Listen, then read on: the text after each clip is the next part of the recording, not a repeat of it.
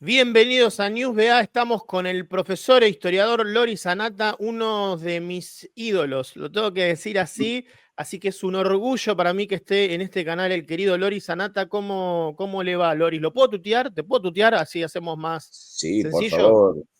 por favor, si no tuteamos, y bueno, muchas gracias por la presentación, no esperaba tanto, así que, bueno. No, grandes libros de lectura para mí, importantes sobre todo para entender el populismo. Y vamos derecho ahí. ¿Hay una nueva presentación del populismo hoy en día o es el mismo populismo de siempre reciclado? Bueno, yo diría que los populismos son todo diferentes, por supuesto. La historia es así, todos los fenómenos históricos son diferentes entre sí, por suerte, si no sería un aburrimiento, una repetición. Al mismo tiempo siguen un molde, ¿no? Que un patrón que más o menos se parece. Y si uno observa los populismos ahora llamado de derecha, yo no amo muchas de estas definiciones precisamente porque pienso que el patrón se parece, que repiten un mismo patrón, pero los de derecha ahora siguen un patrón con contenidos diferentes, pero que es el mismo. O sea, la idea de un pueblo elegido que, que era puro en origen, que se corrompió al ingresar a la historia, pues la historia es corrupción, pues la historia necesariamente contiene el mal, el conflicto, y bueno, y de ahí el sueño que aparezca una, un redentor o un movimiento redentor que tome de la mano al pueblo elegido y lo conduzca de vuelta a la, digo de vuelta porque la tierra prometida es volver al comienzo de pureza, en realidad. Ujú. Y, y este es el molde que se repite, que no casualmente es un molde esencialmente religioso, es un patrón de tipo religioso, es una visión religiosa de la política que se entiende, que tenga una ¿Religioso o extraordinaria. militar puede ser? Porque ahí en algunos lugares es también una cadena de mando militar, quizás algún tipo de Por populismo. supuesto, sí, generalmente se manifiesta a través de las instituciones típicas de un orden premoderno, preliberal. Es hija de una visión, de ahí la referencia a lo religioso, es hija de una visión heroica del mundo, ¿no? O sea, es la idea de una visión escatológica que la historia tiene un sentido, este sentido es la finalidad y la finalidad es la salvación. Lo digo porque la historia secular, el hombre secular, no piensan a la historia en estos términos, la piensan Ujú. en términos racionales, o sea, piensan que la historia no va a ningún lado especialmente, que la historia tiene el sentido que nosotros le damos y que a través de la historia, bueno, vamos aprendiendo, pero aprender no significa que lleguemos a ninguna tierra prometida, vamos a hacer otros errores y a ver si aprendemos de esto. En cambio, de manera que la historia secular no promete salvación, no hay la salvación. La salvación es una cuestión siempre que exista algo que se llame salvación, salvación de qué exactamente, eh, pero la salvación está en la conciencia de cada uno, ¿no? El resto es aprendizaje de los errores. Es la madera torcida de la que hablaba Kant. En cambio, los populismos son así. Eso no implica que sean todos iguales porque tienen finalidades diferentes. Por ejemplo, en el caso de la Argentina actual, en el caso de Milei, hay muchos que dicen, bueno, el estilo es populista, pero el fin, o sea, la liberación individual de las energías económicas y de los talentos individuales no es un fin populista porque no implica el pueblo. Yo no estoy de acuerdo en esto, pienso que los mileísmos, los trumpismos, los bolsonarismos o como lo queremos llamar, en Europa tenemos unos cuantos también, no son populistas solamente por la forma, sino que la forma hace al contenido. No Ujú. es separable la forma del contenido. O sea, la idea del pueblo elegido, aunque no se lo llame así, se conserva, se mantiene. Es la idea de que hay una parte del pueblo que por sus condiciones éticas, se ambiciona ser todo el pueblo, piensa ser todo el pueblo, una parte que se transforma en el todo. Es lo que hacía el peronismo, que siempre hizo el peronismo, que transformaba su propio pueblo en todo el pueblo, y Milei está haciendo algo parecido. Me abrió varias ventanas, pero no quiero perderme primero entre los distintos populismos. Si hay alguno que a usted no le parezca populismo, por supuesto me puede corregir, pero se llevan bien entre ellos: Trump, Bukele, Milei, Lukashenko, Orbán, Putin, Erdogan, Netanyahu. Es como que entre ellos, por más que tengan sus diferencias, se terminan llevando bien. Es lo que quizás le da la razón en que no es solamente la forma, sino que la forma no se puede separar del contenido. Sí, es así. Al mismo tiempo tienen enormes contradicciones y es inevitable que sea así. O sea, se llevan bien porque en su relato se construyen el mismo enemigo. Y el enemigo, como el enemigo de todo lo populismo, generalmente es una idea cosmopolita, universalista, secular, de ciudadanía. Este es su enemigo eterno, el enemigo de todo populismo, que sea de derecha, de izquierda, popular, elitista, que sea étnico, religioso. Este es su eterno enemigo. Pero después, cuando se sale del enemigo común, es casi imposible que los diferentes populismos puedan efectivamente coincidir cuando estén en el gobierno. Es un poco como las antiguas internacionales nacionalistas, ¿no? O sea, los populismos, que por otra parte tienen que ver con los nacionalismos, Sí. tienen cada uno su propio pueblo elegido.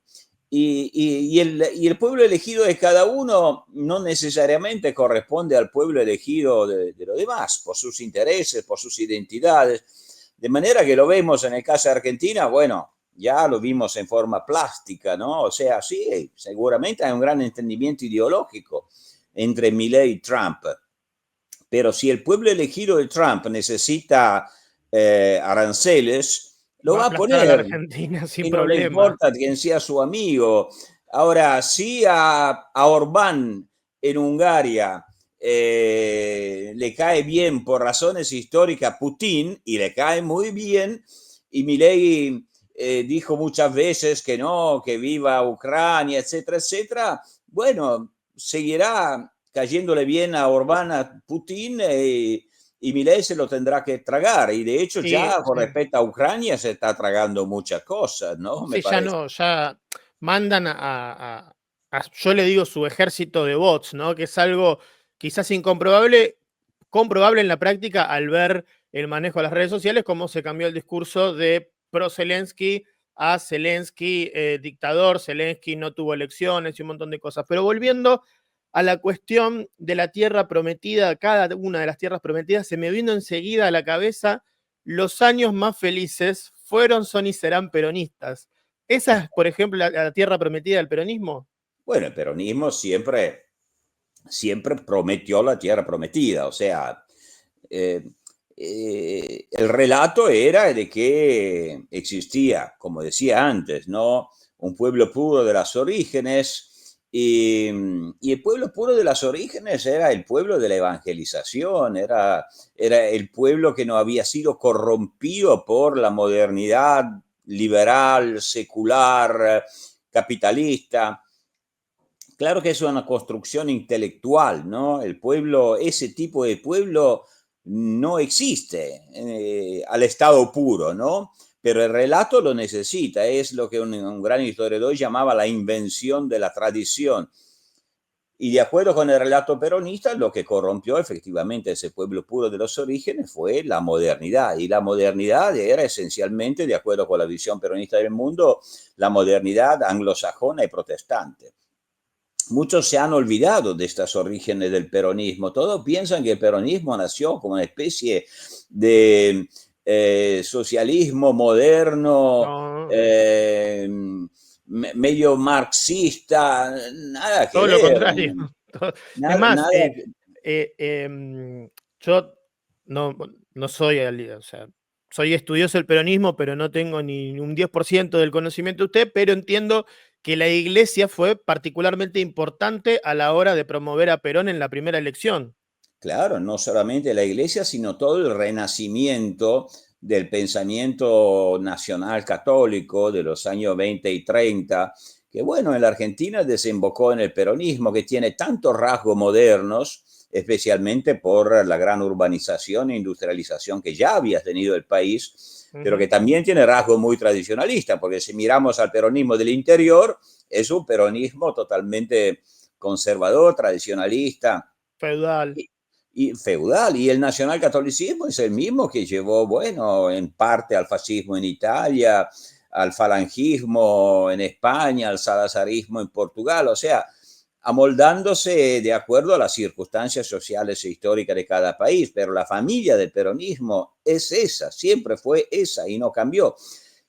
Claro que después dentro del peronismo se metieron otras corrientes que sí se inspiraban más en el marxismo-leninismo o en las corrientes marxistas europeas, pero que eran corrientes que no tenían pueblo, o sea, el pueblo lo tenía el Claro. peronismo y para Bueno, Feynman, José Pablo Feynman lo dijo, nosotros éramos marxistas, pero el pueblo estaba en el peronismo, nos tuvimos que ir al peronismo. y se El pueblo, peronizaron. el pueblo en términos peronistas, ¿no? Las En términos masas, digamos. peronistas, por supuesto, el pueblo entendido como una comunidad orgánica, indiferenciada, homogénea, donde el individuo se somete a la colectividad, no es el pueblo constitucional. El pueblo constitucional somos todos y somos ciudadanos antes que pueblo, ¿no? Pero sí, eso es un poco la idea del peronismo, que el pueblo elegido era el suyo y la tierra prometida se llamaba justicia social. ¿A quién no le cae bien la justicia social? Es una palabra Claro. tanto, digamos, pomposa como vacía, porque si Y lo... incómoda, porque si vos estás en contra de la justicia social, sos un canalla en Ah, parte, no, porque vos no. claro, ya. Si vos decís que la justicia social está mal, estás diciendo que está mal estás diciendo que está bien que otro tipo sea pobre, Es digamos. así. Lamentablemente es así y por eso la lucha por las palabras muchas veces es más importante que la lucha por los contenidos. Pues las palabras son la forma de interpretar los contenidos. Claro que si uno se adueña del concepto de justicia social, por definición, los demás caen en un territorio maligno, ¿no? Donde no defienden la justicia social. Ahora, el tema es que si nos sentamos alrededor de una mesa en 15 personas, probablemente tengamos 15 ideas diferentes de qué significa justicia social. Claro. O sea, es un concepto que debe pasar necesariamente a través del filtro de la política y la política debe ser institucionalizada porque haya mayorías y minorías y porque haya también compromiso. Nadie tiene el monopolio de la justicia social. Es como decir que alguien tiene el monopolio del bien.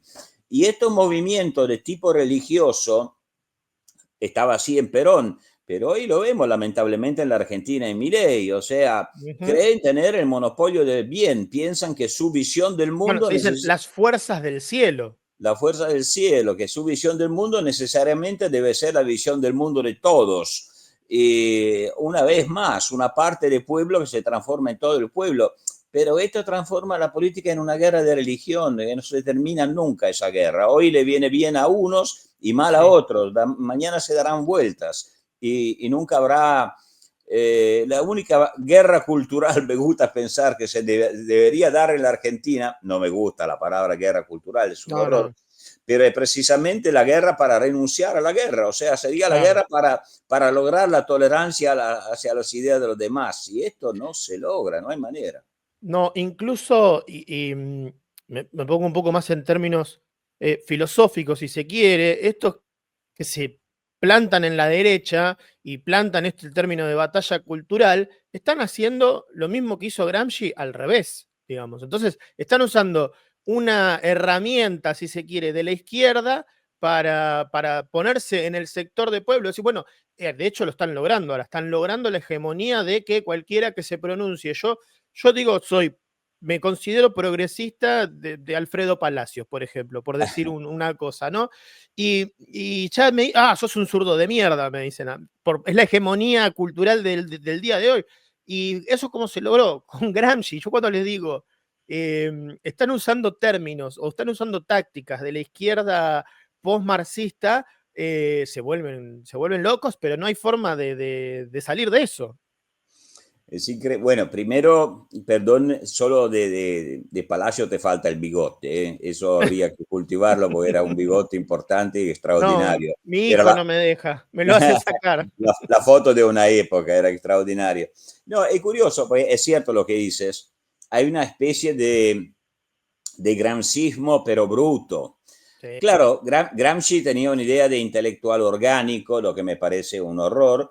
Tenía una idea de hegemonía, pero era un intelectual extraordinariamente refinado. Cuando hablaba de hegemonía, era un concepto de hegemonía extraordinariamente más sutil del actual. Y era un hombre preso por el fascismo que, a pesar de esto, razonaba en términos de dialécticas. Y modernizó, sin duda, la teoría marxista. Estamos hablando de los años 20-30, o sea, de una época en que el Y socialismo escribió era, preso, estando preso. por supuesto, los cuadernos de la cárcel estuvieron, bueno, que le costó la muerte después prácticamente. Ahora, me parece que de Gramsci lo de ahora están tomando lo peor, o sea, el esquematismo maniqueo del intelectual orgánico a una causa, o sea, el intelectual que de esta forma va perdiendo, ¿no?, su autonomía crítica respecto al poder, a todo poder, y en cambio descartan de Gramsci lo que es lo mejor de Gramsci, o sea, la capacidad de razonamiento racional, dialéctico, abierto, y el estilo, el estilo. Uno dice, bueno, no es tan importante Sí. el turpiloquio en política. Acá, aparte del turpiloquio en política, no se entiende por qué uno debería usarlo, pero se usa muchísimo. Está bien, pero yo no soy ningún moralista. Pero acá no es turpiloquio, acá es insulto al adversario para deslegitimarlo. Esto sin caer en anacronismo, porque hoy no estamos en época de fascismos. Hay fascistas, pero no van a haber fascismos. Pero el turpiloquio como instrumento de deslegitimación sí que era un instrumento fascista. Todo el tiempo. El qui se ne frega, como decían los fascistas, ¿no? Para no darle ninguna relevancia a las ideas de los demás. Esto no, esto es un regreso, no es porque los jóvenes son jóvenes que tengan siempre razón. Son jóvenes hoy y serán viejos mañana. Nosotros también fuimos jóvenes. Los jóvenes que hicieron el fascismo, el falangismo, también eran extraordinariamente jóvenes, como aquellos que si uno lee la memoria de los militantes montoneros, tenían el mismo fanatismo, la misma convicción de tener toda la razón por sí que hoy tienen los jóvenes que están del otro lado. Un poco más de racionalidad no nos vendría mal a todos. No, y un poco más de esto de las refinuras en la prosa también, porque yo me tomo el trabajo de leer, tratando de leer lo más que puedo, pero de los que considero que no están de mi lado, por decirlo de alguna manera, trato de leerlos más para entenderlos, y son recopilaciones de 3 o 4 libros, y encima para mí, desde mi punto de vista, mal escritos, digamos. Es como que el intelectual orgánico, además de ser el intelectual orgánico, que ya de por sí, coincido con usted, es un horror,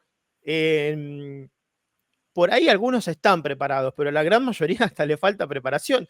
Y eso genera, baja la vara muchísimo, ¿no?, a la discusión política. Eso baja la vara.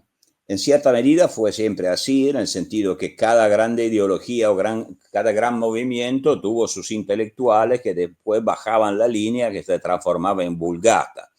Y cuando se dice que el papista es más papista del Papa, significaba esto, que después aquellos que se quedan con la vulgata son los devotos, y los devotos por definición no piensan. Claro que hoy con las redes sociales todo este proceso se ha agigantado de forma extraordinaria, pero en sí mismo no es nada nuevo.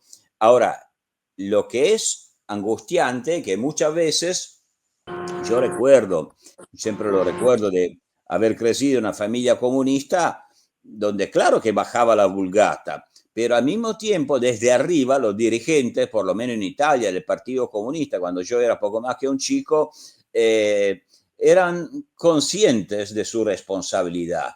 Eran conscientes que su responsabilidad era no solamente bajar una línea para movilizar, sino que también tenían una función pedagógica. Hoy, cuando vemos que el presidente es el primer insultador serial, o sea, que da el ejemplo al revés, ¿no? He escuchado ayer la palabra que dijo sobre Fernández Díaz, un gran No, periodista, un presidente que agravia a un periodista que cumple con su función crítica, que uno esté de acuerdo o no, en la prensa cumple con su función crítica y él lo transforma en un ataque de Far West, ¿no? Como una cosa de machirulos entre él y un periodista. No tiene la menor idea de cómo funciona un sistema constitucional donde la prensa tiene la función y la libertad de criticarlo al presidente y el presidente se lo tiene que bancar, ¿no? Yo creo que no tiene la menor idea de quién es Jorge Fernández Díaz, además, lo cual habla de Milei, ¿no? Porque, digamos, para mí, hoy Vivo es el literato más importante de la Argentina, para mí, desde mi lectura. Pero aprovechamos para saludar a Diego Armesto. ¿Cómo estás, Diego? ¿Todo bien? Hola, ¿cómo te va? Hola, Loris, ¿cómo andás Mucho tanto gusto, tiempo? Diego, un placer. ¿Cómo Te andás? hago Bien, bien, bien. la última y lo dejo a Diego, que sé que tiene muchas preguntas. No, pero pará, Dale, me gustaría dale, engancharme además con esto que acaba de decir, que dale. vos sabés que en el fallo New York Times versus Estados Unidos, ¿no? El juez Hugo Black dice una frase que es buenísima. Dice, la prensa está para servir a los gobernados, no para servir a los gobernantes. Claro. Y me parece que ahí está Absolutamente. el concepto erróneo, ¿no? Es decir, yo creo que desde el poder considera el presidente seguramente que la prensa debe servir al gobierno. Y en realidad es al revés. Creo que hay un concepto erróneo en cuanto a la función de la prensa y de la libertad de expresión. No, es tiene perfectamente razón, Diego. Y además, hay que decir más, la idea del Estado ético, o sea, el Estado que en lugar de ser un espacio neutral, o sea, ser la cancha, el árbitro, ¿no? Que define las reglas, sino del Estado que pertenece a quien lo ocupa en ese momento circunstancial y lo usa como instrumento en contra de los críticos. Repito, es la idea ética del Estado totalitario, no es la idea neutral del Estado liberal. Estamos en los fundamentos gramaticales del constitucionalismo, ¿no? Del constitucionalismo liberal. Y es preocupante, eso es lo que estaba comentando con Alejandro antes, es preocupante que bueno, que esto pase a nivel de los devotos, de la vulgata, de los militantes de movimientos de ese tipo, no me sorprende. Es preocupante porque puede generar violencia, es preocupante, pero no me sorprende. Lo que no debería pasar nunca es que desde arriba, aquellos que deberían dar ejemplo de cordura, que deberían dar ejemplo de respeto de la gramática constitucional, hagan al revés, inciten a la violencia, porque es peligroso que un presidente ataque de esa forma a uno que simplemente ejerce su función crítica del periodismo en todos los países libres del mundo. Es peligroso, es Dos una datos. intimidación, es una censura eso. Obvio, sí. Acá, los que somos más o menos críticos, en nuestros casos, por ahí no pasa a las redes sociales o algún mensaje en el Instagram, pero porque personalmente yo no soy muy conocido y aún así me atacan. Pero dos datos respecto a esto que vos decís. Uno, Trump le dijo a una gobernadora, el Estado federal soy yo. No se habló como administración, le dijo, el Estado federal soy yo. Y dos, el principio de revelación de Milei. Si vos no pensás como yo, es porque pensás lo contrario a lo que pienso yo, entonces sos mi enemigo. Son dos datos claros de esto que vos estás explicando, Loris, de lo que está sucediendo hoy desde las esferas de arriba. Sí, no, eso lamentablemente corresponde bueno, a la reflexión que hicimos al comienzo de esta charla sobre la parábola escatológica, ¿no? De los movimientos populistas que transforman la política en guerra. Y esto es terrible. Eh, Ahora, es, eso sí, Estados Unidos está mal, nunca los vimos tan mal, aunque hayan tenido muchos fenómenos populistas a lo largo de su historia, pero dentro de todo, me gusta pensar y sigo pensando que tienen anticuerpos. Yo veo que los tribunales ponen las trabas que hay que poner de acuerdo con la Constitución. Trump puede gritar a todo el mundo lo que quiera, que se crea el rey sol, pero va a encontrar obstáculos y los está encontrando.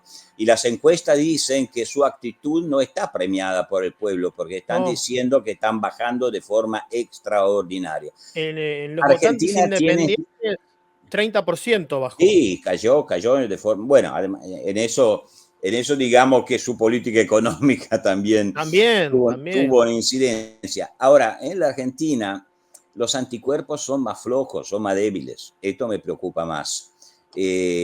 Son mucho más débiles. De manera que cuando el Poder Ejecutivo, bueno, esto ya pasó, ¿no? El kirchnerismo lo recordamos desde ayer y tenemos en sí, el pasado muchas experiencias parecidas. Cuando el poder trata de pasarle por encima a las instituciones, el peligro es mayor en la Argentina que en Estados Unidos, vos, mucho. vos en tu libro Populismo, que siempre que te veo te lo pregunto porque siempre le descubro algo nuevo, reseñás esta cuestión, ¿no? Es decir, cómo el líder directamente en relación con el pueblo se...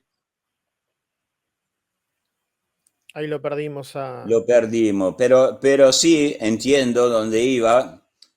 Es así, es el mecanismo típicamente populista, de todo lo populismo. O sea, yo invoco al pueblo, pero al pueblo como decíamos antes, mi pueblo, el pueblo elegido, transformado en el único pueblo legítimo.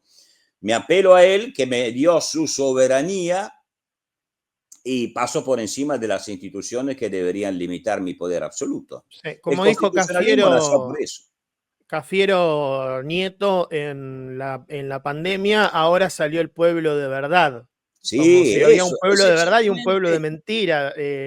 Bueno, ahora pasa un poco también con los que siguen a Milei y los Cook. A ver, a mí me han cagado. Yo fui kirchnerista de chico, después empecé a ver cosas que no me gustaron, las empecé a investigar y o sea, no me rompieron la cabeza porque fui hábil para salir de esas cuestiones, pero me dicen cuca cuando he investigado cuestiones hasta fondo, digamos, ¿viste? Y por decir, creo que mi ley no está haciendo bien esto, sos un cuca. Bueno, al revés pasaba en el kirchnerismo también, eras un facho o eras Videla o lo que sea. Va por esa línea. Hay una anécdota que la cuento para ver de dónde viene esto. Yo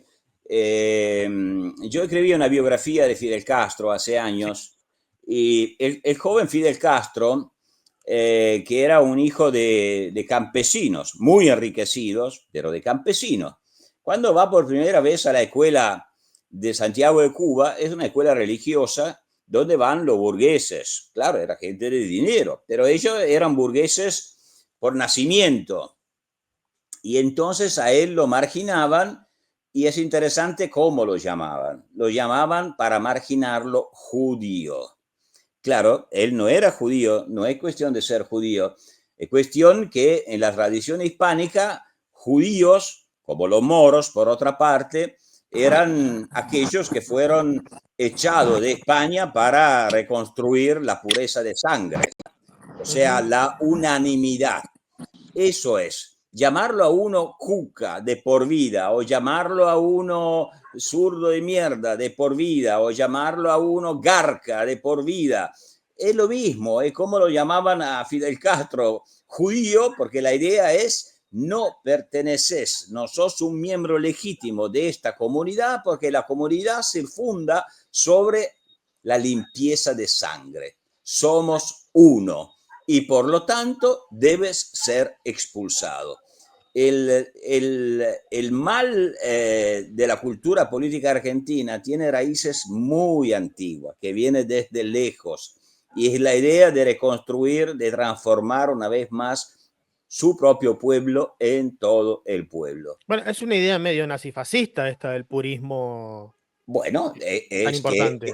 es que esta visión orgánica del organismo como un contenido unánime donde todos cumplen con su función, pero todos a la misma función, esta idea orgánica es precisamente la idea que renace con los movimientos totalitarios de la época de entreguerra y de la posguerra. Y sigue rondando. El tema es por qué en la Argentina es tan difícil superarlo o superarlo. Tal vez superarlo no se supere nunca, pero contenerlo, institucionalizarlo, limitarlo. Sí. Este es el Somos tema. un país mesiánico. Yo creo que está ahí en el libro de Sebrelli, que no recuerdo ahora el nombre. Diego, capaz vos ayudame, el de Gardel, Maradona y el de los ídolos. Sí, el de los ídolos, sí. Yo creo que ahí hay una puntita de entender a por qué a la Argentina. Diego, si querés, tenés alguna pregunta en esta línea, porque quiero hacer un giro de 180 No, para cambiarle un poco el tema. yo quería hacer una pregunta, porque justo tengo mala conexión y se me cortó. Estoy en Argentina, Loris, entendelo. Pero no, hay algo que vos dijiste que un día lo hablé con un profesor norteamericano, Kurt, que ahora no me acuerdo el apellido, del tema de los anticuerpos. ¿No? Es decir, los anticuerpos se generan, y esto te lo pregunto a vos como politólogo, desde la sociedad y también desde las instituciones fuertes, ¿no? Es decir, una constitución fuerte, un poder judicial fuerte, un poder legislativo fuerte.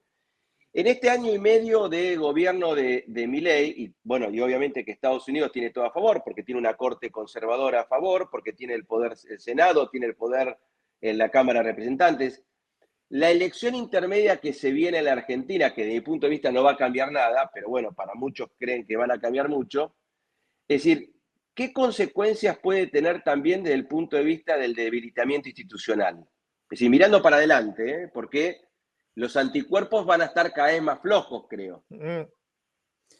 Los anticuerpos pueden ser más flojos en la medida en que Milei salga agigantado de estas elecciones, yo pienso. O sea, no está mal que Milei tenga una base parlamentaria sólida, aunque yo me temo que los parlamentarios de Milei, por lo que vimos desde el comienzo de su experiencia, no van a gozar de gran autonomía. O sea que van a ser un poco peones totalmente a su disposición. Pero si tuviera una mayoría, cosa que no va a tener, creo, pero si no estuviera obligado a formar alianzas, a buscar votos, etcétera, yo me temo que, bueno, podría pensar de cambiar la regla de juego, o sea, de meter mano a los fundamentos institucionales del país. No me sorprendería. Bueno, Giovanni Sartori decía que uno de los males de América Latina es el decretismo. Bueno, en su libro Ingeniería Constitucional Comparada. Esto ya está instalado, porque está gobernando claro, por decretos de forma... claro, no es el primero. No es el primero. Expresa una decadencia del sistema de representación, de representatividad en las dos cámaras, que viene desde lejos, pero está superando todo límite, ¿no? O sea, invoca urgencia también cuando no hay urgencia y pasa por encima de las... bueno, del rol del Parlamento. Esto me parece evidente.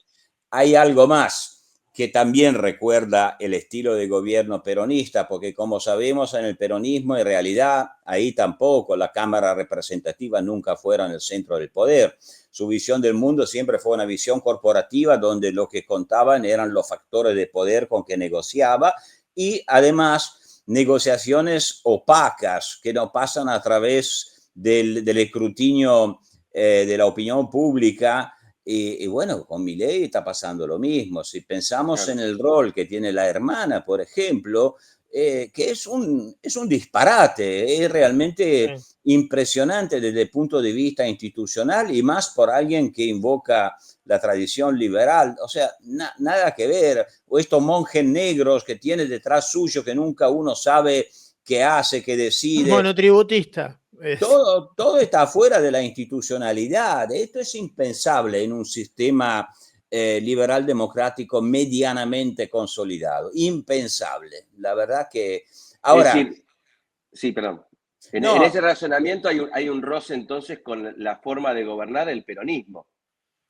sí, yo pienso que culturalmente el gobierno que está teniendo Argentina, culturalmente, en términos de cultura política, de cultura institucional, es un gobierno de continuidad peronista totalmente. No tengo la menor duda al respecto. Justamente esta mañana me enviaron una entrevista a Liliana de Riz, que es una politóloga Sí, sí, brillante, y yo la conozco hace brillante. muchísimos años y siempre le tuve una estima enorme. Bueno, veo que el tema de la continuidad de la cultura política peronista también aparece en sus análisis, y eso me conforta, pues es algo que yo siempre pensé y veo que no soy solo a pensarlo, que personas mucho más formadas de mí en historia argentina, en política argentina, también lo reconocen. Así que es muy preocupante. A mí me preocupa enormemente en caso de que ganara las elecciones de forma contundente. Aprovecho que trajimos al peronismo acá, porque creo que hubo muchos mojones en la historia del peronismo, pero está sucediendo algo que es, para mí entender, la caída de Cristina y el ungimiento de Kicillof como líder del sello sin tener el sello, cosa que en el peronismo pasó muchas veces, ¿no? Que el que no tenía el sello mandaba en realidad. Pero Kicillof no es un peronista clásico, es más bien, es alguien más cercano al marxismo, a lo que estábamos hablando al principio. Si se termina consolidando Kicillof como líder del peronismo, que ya tiene los intendentes, de a poco va cooptando a gobernadores. ¿Qué significa para la historia del peronismo? Ayer hablábamos con Diego y con Malamud que hoy Cristina bajó a un 15% y a refugiarse en la zona sur del conurbano y se estima con que va a ser candidata a legisladora provincial. O sea, una caída estrepitosa para el cristinismo. ¿Qué significa esto en la historia del peronismo? Bueno, es interesante eso que está pasando, porque antes, Alejandro, estábamos comentando, ¿no?, que en su época, y vos recordaste Feynman correctamente, la izquierda marxista, que está mucho más influenciada por el neomarxismo europeo y por todas sus ramas, que son infinitas, bueno, no tenía pueblo, y para meterse o para interceptar el pueblo tuvo que peronizarse. Hoy parece que estamos al revés, o sea, el peronismo se desperoniza y la izquierda se queda, o esa izquierda a la que hago referencia, ¿no?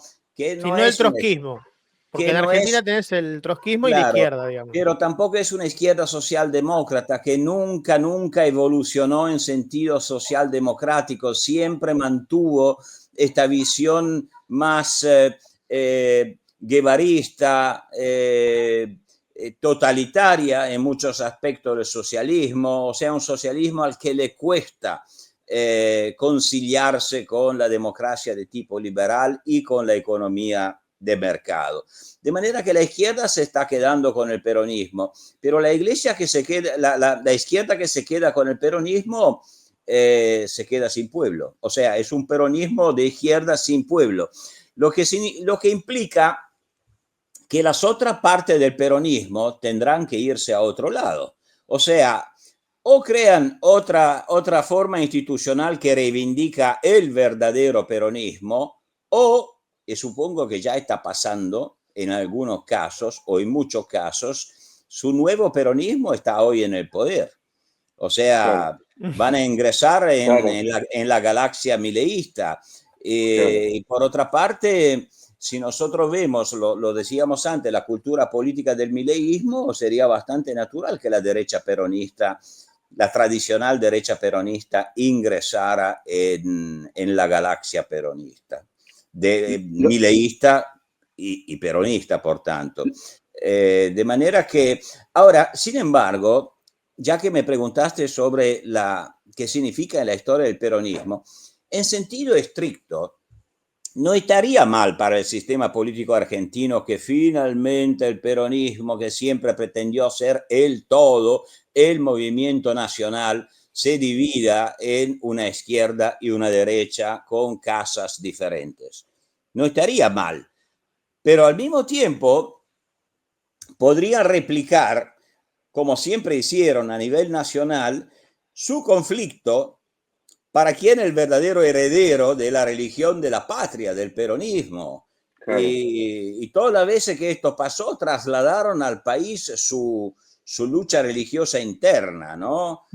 Y de hecho, ambos, de esta forma, evitan ponerse cuestiones, hacer autocrítica, preguntarse sobre sí mismo. Si uno observa, ustedes me dirán, lo mejor me equivoco, pero yo estuve tratando de entender ¿por qué están peleando Cristina Kirchner y Kicillof? ¿Cuál es el tema en términos de contenidos sobre la identidad del partido, la base social, el programa político?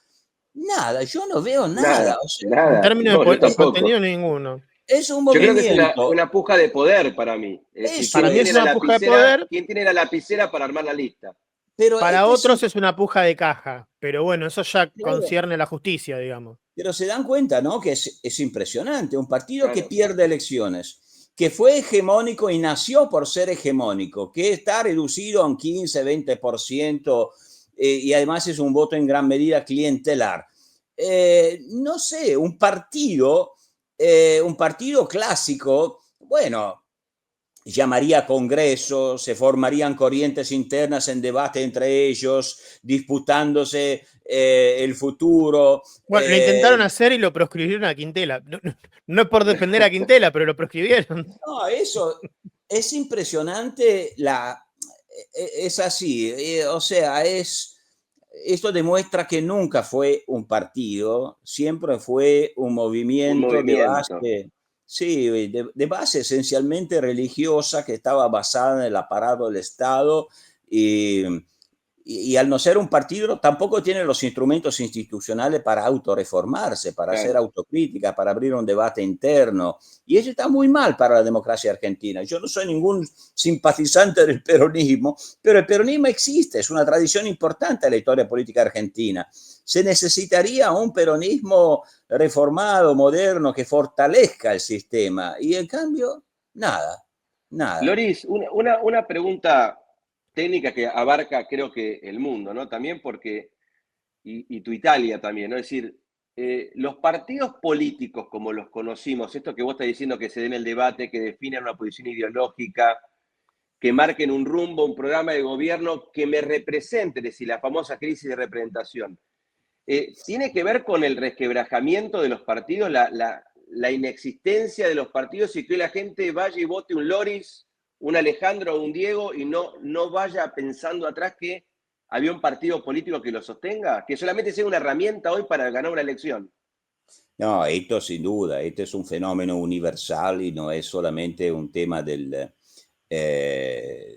peronismo, por supuesto. Sí. Pero es cierto que en los sistemas políticos más institucionalizados, aunque los partidos ya no tengan el poder que tenían y no lo van a tener nunca más, probablemente, la sociedad es demasiado fragmentada.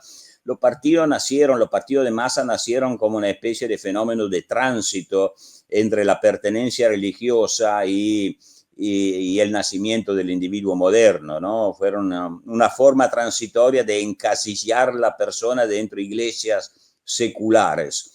Hoy es imposible que vuelvan, pero al mismo tiempo lo que queda de los partidos en los sistemas más institucionalizados de todas formas funcionan como partidos o tratan de funcionar como partidos.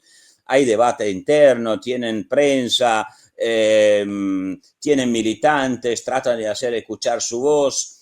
O de todas formas existe una opinión pública formada y más crítica, digamos. No digo que sea mayoría, esto no lo es en ningún lugar del mundo. Lo que impresiona del peronismo es que a pesar de la derrota, de la enorme derrota que ha padecido, nunca se interroga sobre nada. Y tampoco aparece una opinión crítica del peronismo que tenga la valentía de replantear de forma radical su identidad, su historia.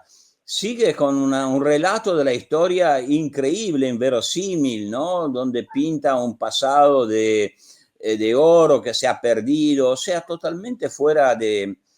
El tema es que puede funcionar en algunos, cada vez menos, pero impide al sistema de renovarse, porque es un Claro. sistema que se basa sobre mitologías y no sobre la efectiva realidad de las cosas. Esto me parece pésimo, una pésima cosa esto. Y además los extremos se fortalecen entre sí, esto es tan Claro. obvio, tan evidente.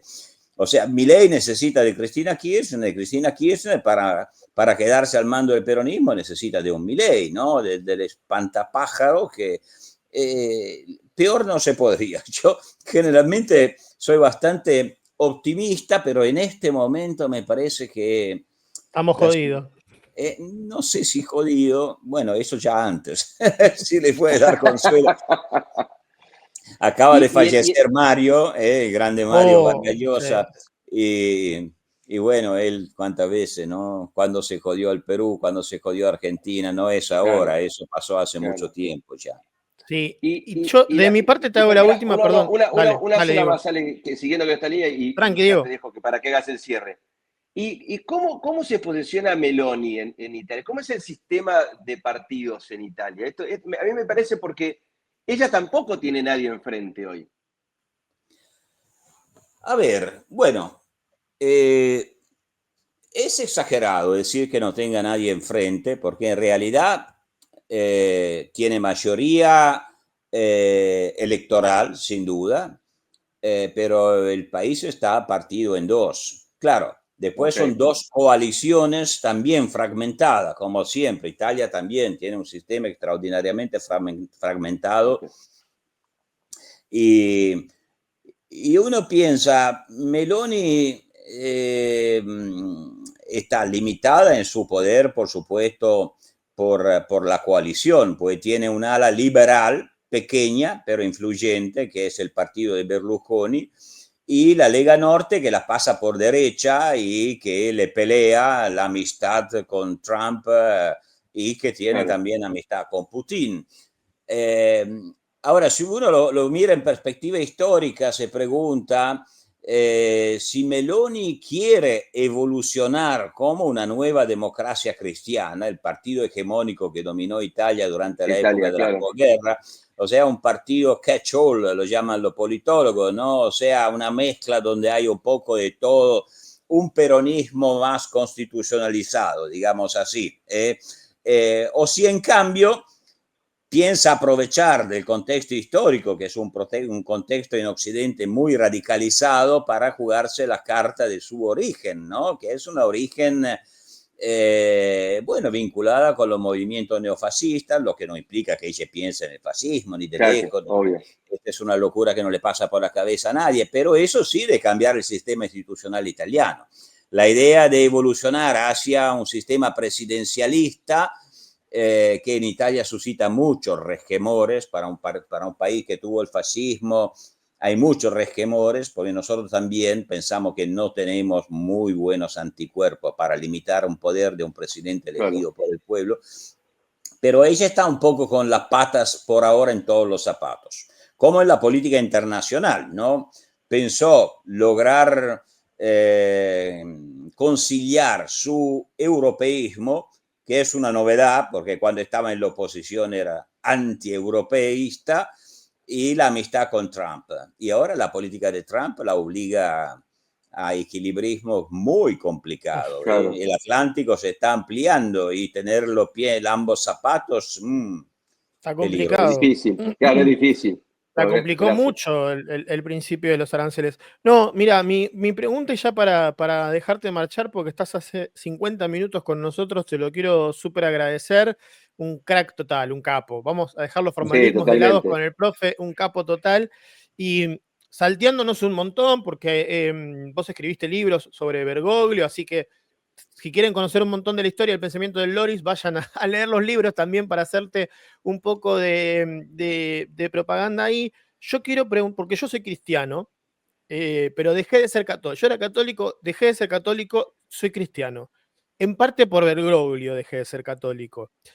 Pero este Bergoglio que se codió con la muerte y que volvió y que ahora está medianamente debilitado, ¿cómo impacta en el mundo y sobre todo en la Argentina, que es donde quizás más impacto tenía sin venir desde lejos? Bueno, en este momento efectivamente se lo ve tan debilitado que yo pienso que su capacidad de influenciar las cosas también en la Argentina está muy limitada. También es cierto que tuvo todo el tiempo y lo aprovechó de forma coherente desde su punto de vista para formarse una iglesia a su medida, a nivel universal, o intentó hacerlo por lo menos, y en la Argentina los nombramientos episcopales le crearon una iglesia que está muy, muy alineada sobre sus posiciones. Ahora, históricamente la iglesia argentina siempre trató de ponerse arriba de la política, que no significa ser ajena a la política, al revés, significa que la iglesia no quiere identificarse con ninguna opción partidaria porque piensa ser en cierta medida aquella que en nombre de la catolicidad del pueblo, por supuesto aquí también tenemos un mecanismo típicamente populista, apelarse a la cultura del pueblo para levantarse en tutora, en aquella que observa que el país no descarrile de su tradición católica. En este momento se encuentra en una situación muy incómoda, por supuesto, porque sus pertenencias tradicionales están quebradas, están en crisis, el peronismo está en todos lados y ya perdió en gran medida la autoridad tradicional. Se viene un líder como Milei que es muy diferente de Macri. Para la iglesia Macri era sencillo, era un cipayo, pertenecía a los no, digamos, a la antipatria, al antipueblo, eso estaba muy claro. Milei es diferente, porque Milei se mueve en el terreno religioso, tiene una visión, como decíamos, escatológica, y no casualmente intercepta de esa forma la religiosidad también de los sectores populares y del pueblo, ¿no? Entonces es un desafío grande para la iglesia. Yo pienso que intentará, como siempre hizo, hacer lo posible, por un lado, para conquistar espacio dentro de la galaxia mileísta, para influenciarlo y moderarlo en cierto sentido, y del otro lado intentará rearmar una oposición basada en los valores del peronismo clásico, o sea, no el peronismo marxista, para entendernos, o secular, sino más bien un peronismo más tradicional. Y podría ser que si rasgamos un poco bajo la superficie, capaz que el verdadero conflicto entre Cristina Kirchner y Kicillof podría ser eso. O sea, Cristina, por cómo la he estudiado y conozco su pensamiento y su formación, podría estar tentada en este momento de volver a un peronismo más ortodoxo, tradicional, basado en la tradición nacional católica. Que es el original de los Kirchner, de ambos, de Néstor y De de ella. ambos. Mientras Kicillof supongo que tendrá más una idea basada en los movimientos sociales más radicales, basado en ideas postmodernas, etc. Pero el fracaso de Alberto Fernández fue tan grande que supongo que Cristina Kirchner habrá sacado sus conclusiones. O sea, la idea de volver a un peronismo más tradicional. Si hay espacio, esto hay que verlo. Pues el desastre que dejaron fue enorme. Sí. Por mi parte, te agradezco mucho. No sé si, Diego, querés hacer una más. No, simplemente agradecer el tiempo de Loris, que sé que es valiosísimo. Es para mí escucharlo. Ya la segunda vez que lo escucho así. La primera vez que te conté fue en la radio, que tiene un programa, y ahora en este mano a mano, la verdad es increíble escucharle y lo que sabe, y casi, como le dije en aquel programa de radio, parece más argentino que italiano, pero bueno. Y bueno, es que tenemos mucho en común. Mi familia, que es uruguaya, y mi hermano, que es uruguayo del uruguayo que no le gustan los argentinos, habla siempre de cuando va a Italia, sobre todo a Roma, dice, estoy en Buenos Aires, dice, me Tiene quiero ir, razón, se va a Suiza. tiene razón. Pero tenemos mucho en común, así que es normal, me parece. Es así, Así Pero que bueno, muchas tal cual. gracias. gracias, Loris. Gracias Gracias, a ustedes, ha sido un placer. ¿La Espero Un pasaste verlos. abrazo bien? grande. Sí, Si la perfecto. pasaste bien, te vamos a volver a invitar. Bueno, de acuerdo. Dale. Abrazo, Pasaba gracias. Loris Sanata por News BA. Y bueno, Diego, esto está grabado, así que va a salir dentro de un rato, pero podés saludar a tu gente, a tu público. No, nada, no. Gracias por este tipo de entrevistas, me parece que son enriquecedoras y que estaría bueno aprovechar los 54 minutos. Yo entré más tarde por un problema que tuve, pero seguramente las definiciones que dio Sanata deben ser contundentes en lo que respecta a lo institucional, a lo democrático, a lo republicano y principalmente a la realidad, que tiene una visión. A veces siempre digo que cuando uno está en el lugar es fácil criticar, pero a veces hay que tomar distancia para entender lo que pasa. Y a veces hablar con personas que están a la distancia te permite sacar mejores conclusiones de lo que pasa en Argentina. Y esto creo que es importante y el aporte que hacemos o que haces vos con esta herramienta a Hacemos permitir todo lo que que la formamos gente parte. pueda pensar. Es decir, esta hora, capaz que, bueno, vos después haces un muy buen laburo de ir cortándolo, pero hay muchísimas definiciones sobre temas que creo que son importantes para entender un poco qué pasa en Argentina. Y como digo siempre, como dijo Churchill, entender la historia para entender y comprender el presente y proyectar el futuro, que eso creo que es lo más importante. No, y sobre todo, definiciones que por ahí estando acá, que son muy simples, como decía un periodista, que Cristina y Kicillof se pelean por la caja, o que nosotros podemos decir que es por el poder.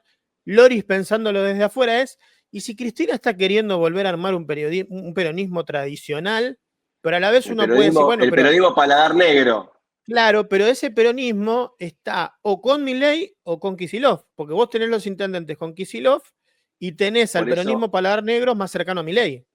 por eso te dijo los extremos. Es decir, los Y un extremos marginal están jugando mucho acá. marginal como Moreno, que bueno, que es una desmentida de las redes. Ayer hablaba por privado con Toscano y me decía lo de las redes, que es verdad. Moreno, por redes, mueve casi lo mismo que Milei, pero saca 2 Claro, votos. exacto. Entonces ahí hay cosas que uno en el día a día. Bueno, es un poco lo que intentamos hacer en News BA, ¿no? Corrernos un poco del día a día y pensar un poco más reflexivamente. Lo que pasa es que a veces te lleva puesta la realidad, ¿no? No, pero vos tenés que siempre encontrar el espacio para alejarte de la coyuntura y pensar un poco. Yo creo que uno de los problemas de la Argentina y de los partidos políticos, de lo que queda como estructura de partidos políticos, es que están todos detrás de la coyuntura y ninguno piensa en el pasado, el presente y el futuro. Ese es el problema de la Argentina. Siempre estamos presentando hoy. Tengo que ir a comprar dólares hoy. Tengo que sacar los dólares hoy. Tengo que comprarme zapatillas hoy. Yo no proyectás para adelante. A veces en la vida uno se sorprende. A mí hay gente que me gasta cuando dice, bueno, yo estoy proyectando que voy a hacer esto dentro de tal mes, dentro de tal mes y dentro de tal mes. Y tenés que proyectar. La vida también no es esto que a veces nos quieren enseñar, que es el vivir el día, ¿no? El famoso carpe diem, ¿no? Sí. Vivir el día y bueno, también a veces tenemos que tener la capacidad de poder proyectarnos. Y eso es lo que hace una construcción colectiva de un país, aunque no soy colectivista. No, se entiende, no, es que es una combinación de ambas cosas, ¿no? O sea, por ejemplo, cuando estamos haciendo la entrevista, cuando estamos haciendo el programa o cuando vos estás con un cliente, ahí tenés que el carpe diem. Ahora, cuando estás reflexionando y tenés que pensar un poco en lo que viene, porque hasta yo como papá, digo, si no pienso ahora le están saliendo los dientes, una boludez voy a decir, pero si yo no me preocupo de llevarlo a la dentista para ver si le están saliendo bien los dientes, yo puedo anticiparme y ponerle los protectores bucales, los brackets antes de tiempo, o sea, una boludez. Y lo último, ya Diego, para irte, que yo hablando del nene tengo que ir a buscarlo a la escuela, ya que el viernes no nos vemos, que yo el viernes voy a hacer mi saludo de cristiandad, siendo una semana tan importante para los cristianos. Si querés hacer Ayer me puse un documental sonoro de la Semana Santa, 24 horas dura, escuché 3. Vamos a ver Bueno, cuánto llego de acá no, al no, domingo. simplemente, a ver, yo el viernes no voy por un motivo propio de que los viernes santos me los tomo como un sacrificio en serio, porque Que lo soy, fue, para los que creemos, lo fue. yo soy católico practicante, entonces trato de respetar por lo menos un día de la Pascua, pero no, que tengan todos felices Pascuas y la casa está en orden. Vos te vas a terminar siendo alfonsinista. Vas a terminar siendo alfonsinista. Nunca lo fui, nunca lo fui, nunca lo fui. Pero bueno, Ale, te mando un beso. Abrazo, Diego. Nos estamos viendo el Hablamos, otro cuídate. viernes entonces con vos. ¿Lo El otro prometiste? viernes estoy, sí, señor. Dale, un Dale, beso, abrazo. cuídate. Chau, Abrazo a chau. todos también, que bueno, no estamos en vivo, pero esto lo van a ver como estreno dentro de un ratito, así que les mando un fuerte abrazo.